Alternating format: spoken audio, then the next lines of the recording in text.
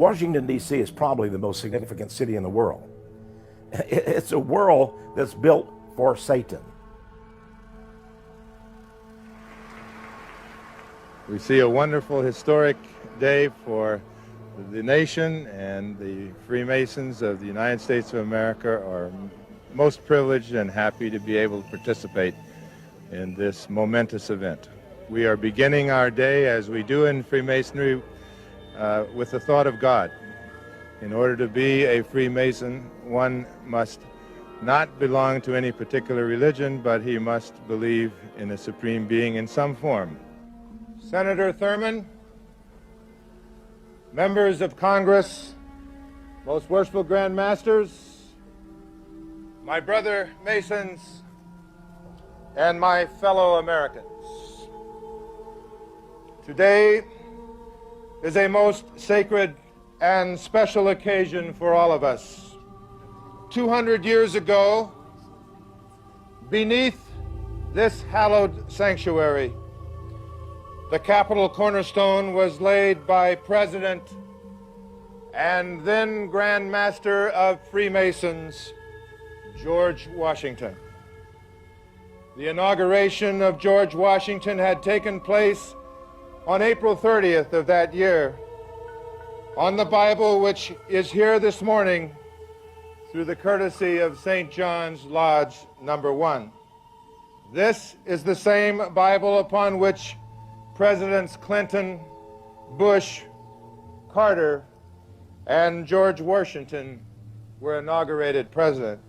The story of how Washington, D.C. came to be is very interesting.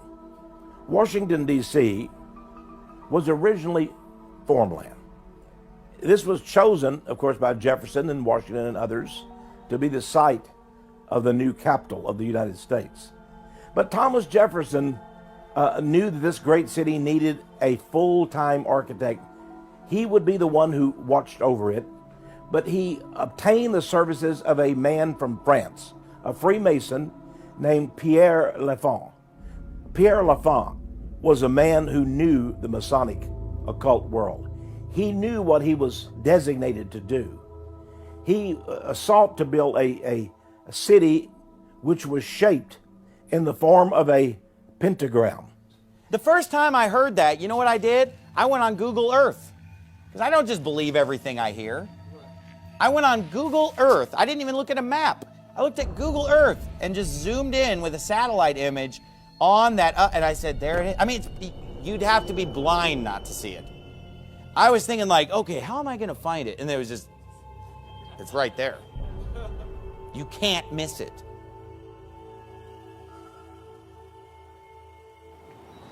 The United States of America has historically been a Christian nation in the sense that most of the people who live here have claimed the name of Jesus Christ. But when it comes to our government, when it comes to our leaders, it's a completely different story. They are not Christian at all. All you have to do is just walk around Washington, D.C. The city of Washington, D.C. is loaded with images and idols and obelisks, satanic symbols and stuff like that.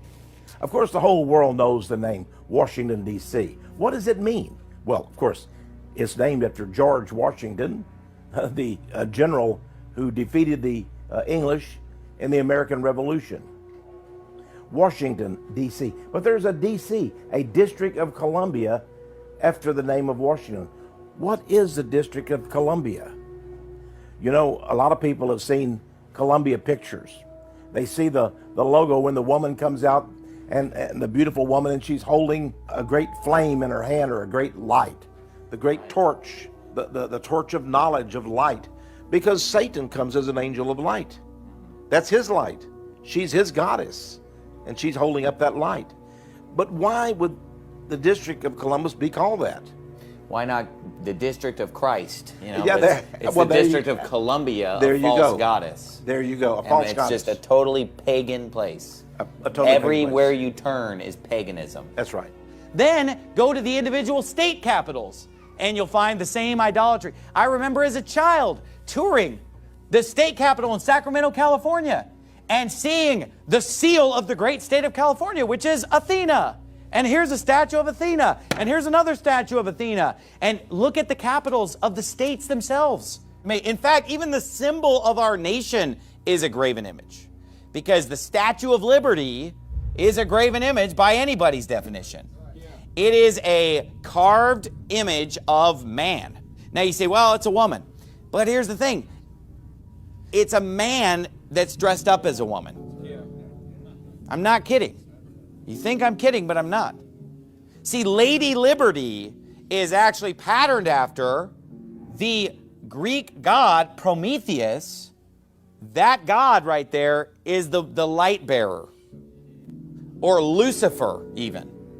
The one who brings the light, who is the one who supposedly among the gods brought down knowledge, right? How, like, sort of like the knowledge of good and evil, perhaps? Like, hey, eat of that tree and you'll be like gods.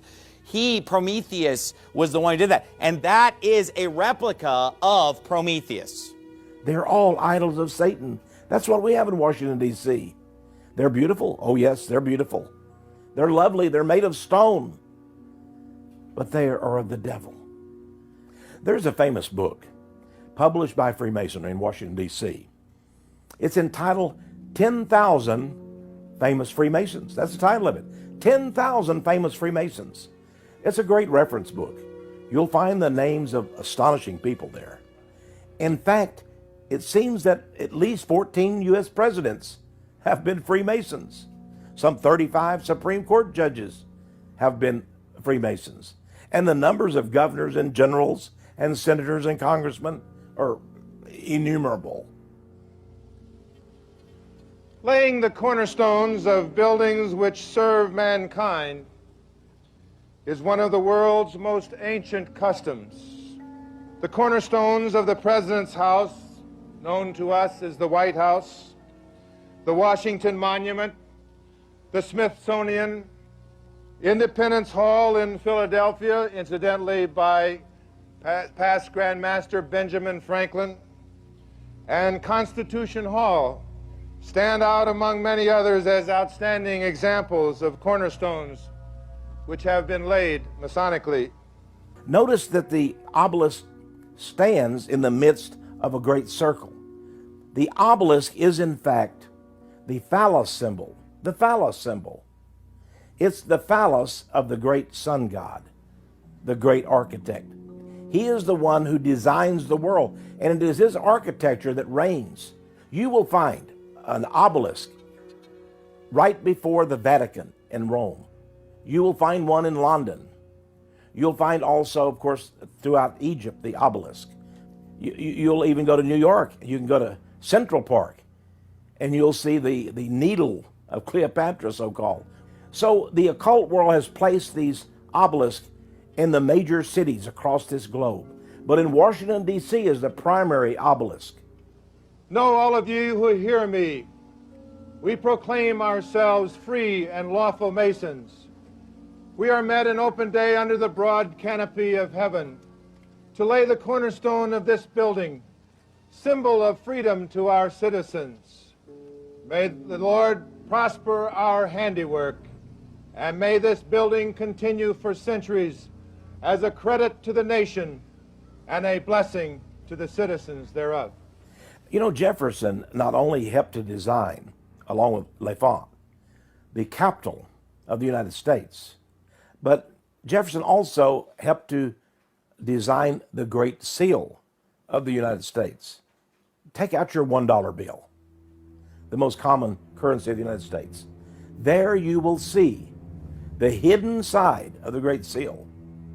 And there you have a great pyramid, the Egyptian pyramid. And directly above the pyramid is an all-seeing eye, and inside a triangle.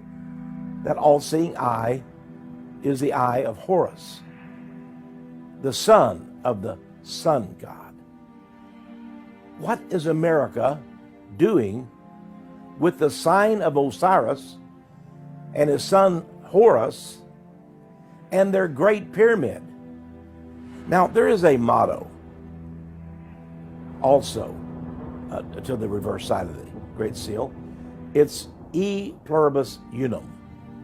The motto of our nation, E pluribus unum, is in Latin, which is the language of the Roman Empire. And it says, out of many, one. And if you think about it, that's exactly what the New World Order is. It's many nations coming together into one nation. It's many religions coming together into one religion. It's many different currencies and financial systems all joining together into one. Out of many, one. E pluribus unum. What does New World Order mean, and what does it mean for the future? It means new responsibilities to keep the peace, because there's only one superpower left. Of the many reasons given for going to war in the Persian Gulf, one rings out for its soaring, if vague, ideals. Mr. Speaker, the President of the United States. President Bush calls it the New World Order. What is at stake is more than one small country. It is a big idea, a new world order, where diverse nations are drawn together in common cause to achieve the universal aspirations of mankind. With few exceptions, the world now stands as one. The world can therefore seize this opportunity to fulfill the long-held promise of a new world order. We can find meaning and reward by serving some higher purpose than ourselves. A shining purpose, the illumination of 1,000 points of light. President Bush's New World Order is very much an evolving idea. He may be keeping it vague deliberately. In any case, it is easier to invoke than it is to explain or to implement. Obviously, they are talking about globalization. They're talking about the merging of nations and of continents under an economic system, under a military system, and a governmental system, all of which, of course, the elite would control for their own purposes. The president first spoke of a new world order amid the collapse of communism in Eastern Europe, the revolutions of 1989. But critics observe it is more than just the absence of the Cold War. It is building new institutions to manage crisis and change. If you look at the speech that George Bush made in context, where he talks about a new world order, he's referring to a world where the United States is the one superpower. You see, there used to be two superpowers, the United States and the Soviet Union. But when the Soviet Union fell, you're left with one superpower in the world, the United States. And when the global elites like, George W. Bush or Bill Clinton or any of these people use the term New World Order, that's what they're referring to. That's what they mean by it. In the wake of the Cold War, in a world where we are the only remaining superpower, it is the role of the United States to marshal its moral and material resources to promote a democratic peace. It is our responsibility. It is our opportunity to lead. There's no one else. It will be your generation's task to respond to this new world. It is America that the world looks to for help. The question each of you will face is not whether America will lead, but how we will lead. Not just to secure our peace and prosperity, but also extend peace and prosperity around the globe. For the first time in history, we have seen a movement, a political and social movement that is truly global in nature. So it's not just a new order, it's a new world order, and in that sense it's quite accurate, because this is new in history.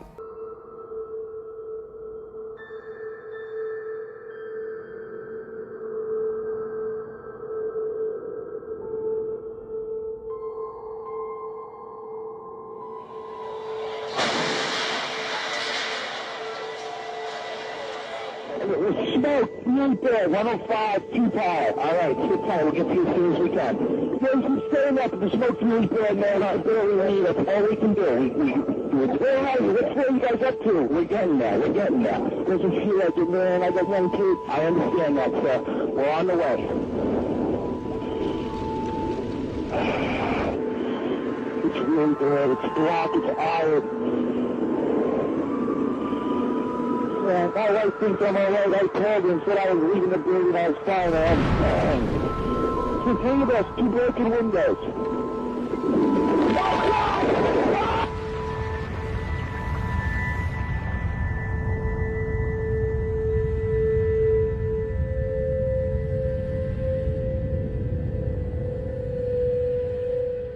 And to those who understand biblical prophecy, what comes next will not be a surprise. At some time in the future, the King James Bible states that everyone on the planet will be required to take a mark in order to buy or sell. As our current economic system collapses and as technology expands, cash is becoming a thing of the past. The reality of a cashless society is not far off. In fact, it's already being implemented. Despite denial by many religious leaders, evil men are working around the clock to bring in a new world order. We can see the end rapidly approaching and the stage being set for the emergence of the Antichrist. We can hear the voices of those who are subverting our U.S. Constitution and promoting this global government system. A new world order. Satan is working behind the scenes to set up a one-world government and a one-world religion in preparation for the Antichrist.